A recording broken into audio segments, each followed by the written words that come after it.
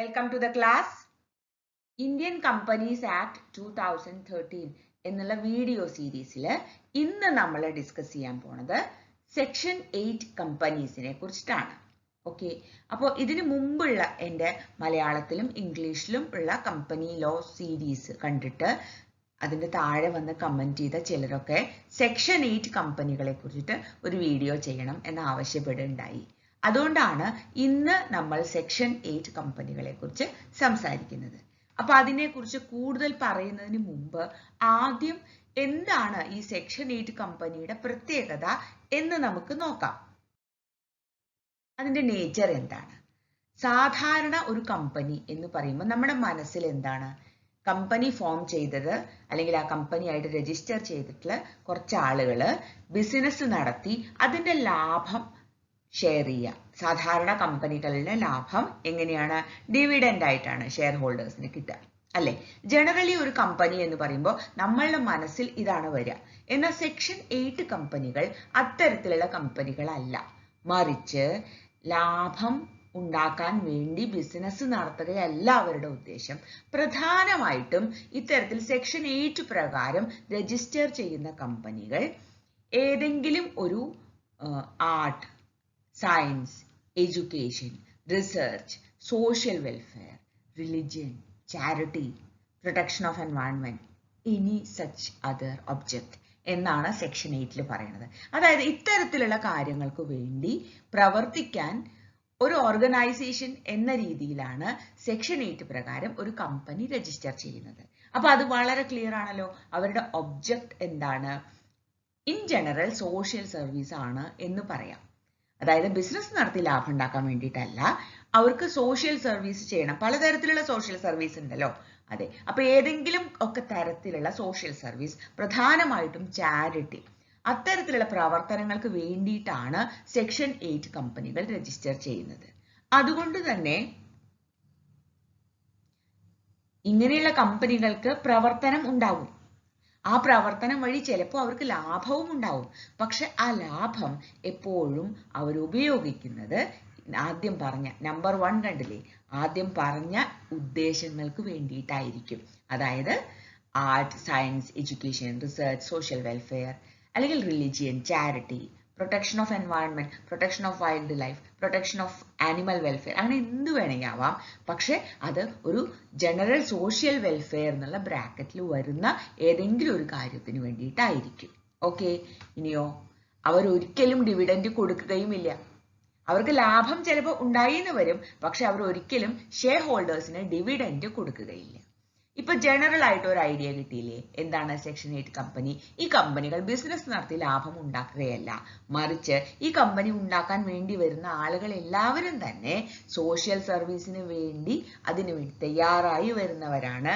അതുകൊണ്ട് തന്നെ അവർക്ക് ലാഭേച്ഛ ഇല്ല. ഇങ്ങനെ പ്രവർത്തിക്കാൻ തയ്യാറായി വരുന്നവർക്ക് ഡിവിഡൻഡ് കൊടുക്കുന്ന പരിപാടിയും ഇല്ല.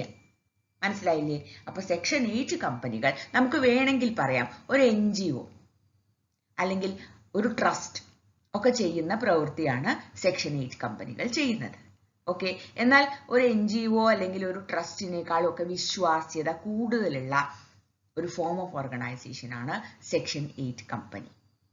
കാരണം സെക്ഷൻ 8 കമ്പനി കമ്പനീസ് ആക്ട് പ്രകാരം രജിസ്റ്റർ ചെയ്ത ഒരു ലിമിറ്റഡ് കമ്പനിയാണ് എന്ന് മാത്രവുമല്ല, സെക്ഷൻ 8 പ്രകാരം രജിസ്റ്റർ ചെയ്യണം എങ്കിൽ സെൻട്രൽ ഗവൺമെന്റിന്റെ ലൈസൻസും കൂടി വേണം. അതുകൊണ്ട് തന്നെ ഇതൊരു ലൈസൻസ്ഡ് അതോറിറ്റി ആണ് എന്നതുകൊണ്ട് അതിന്റെ ക്രെഡിബിലിറ്റി വളരെ കൂടുതലാണ്.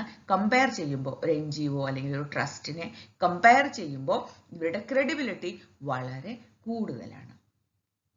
സെക്ഷൻ 8 ഓഫ് കമ്പനീസ് ആക്ട് 2013 ആണ് ഇത്തരത്തിലുള്ള കമ്പനികളെ കുറിച്ച് പറയുന്നത് എന്ന് ഞാൻ പറഞ്ഞല്ലോ. എന്നാൽ ഈ 2013 ആക്ട് വരുന്നതിന് മുമ്പും ഇത്തരത്തിലുള്ള കമ്പനികൾ ഉണ്ടായിരുന്നു. അപ്പൊ അതെങ്ങനെയായിരുന്നു?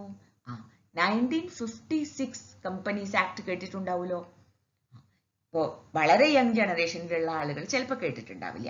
2013 ആക്ട് വന്നത് 1956 കമ്പനീസ് ആക്ടിനെ റിപ്പീൽ ചെയ്തുകൊണ്ടാണ്.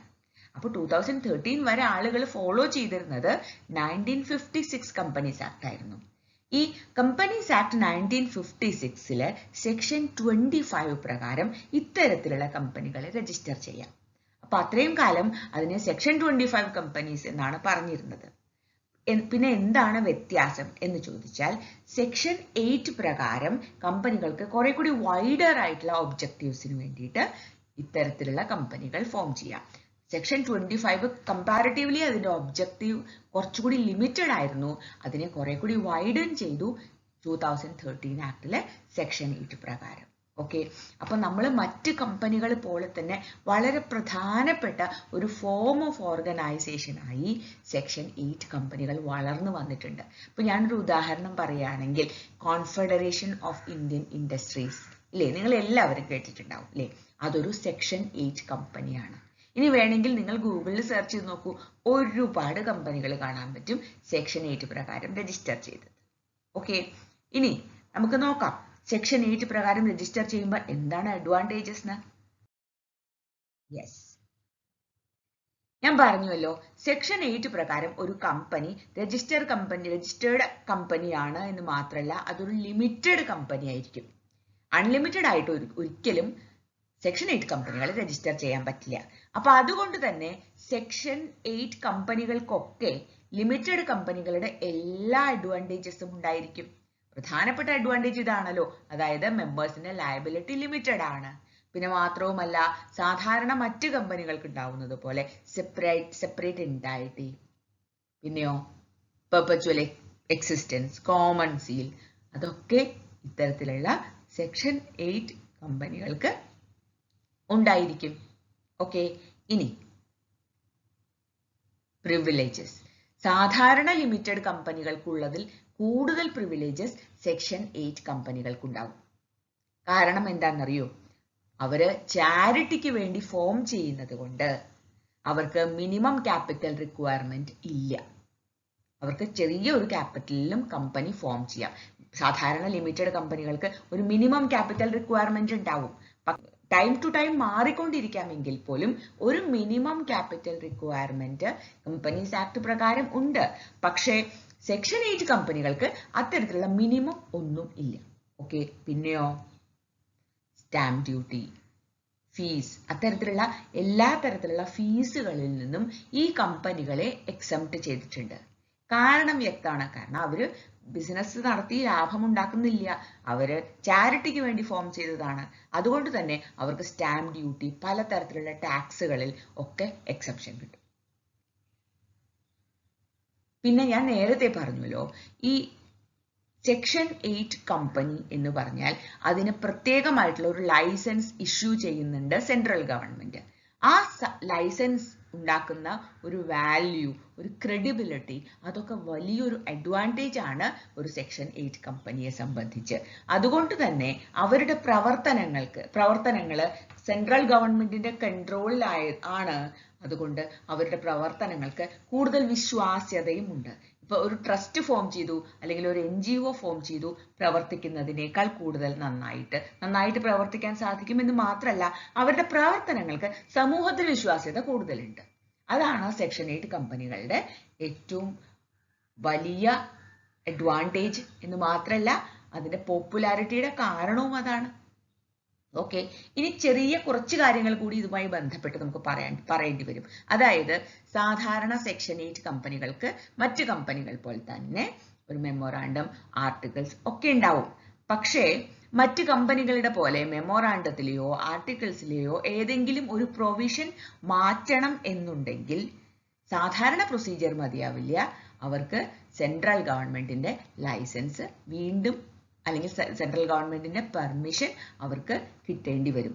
സെൻട്രൽ ഗവൺമെന്റിന്റെ പെർമിഷൻ ഇല്ലാതെ ആർട്ടിക്കിൾസ് അല്ലെങ്കിൽ മെമ്മോറാണ്ടം അവർക്ക് ചേഞ്ച് ചെയ്യാൻ പറ്റില്ല.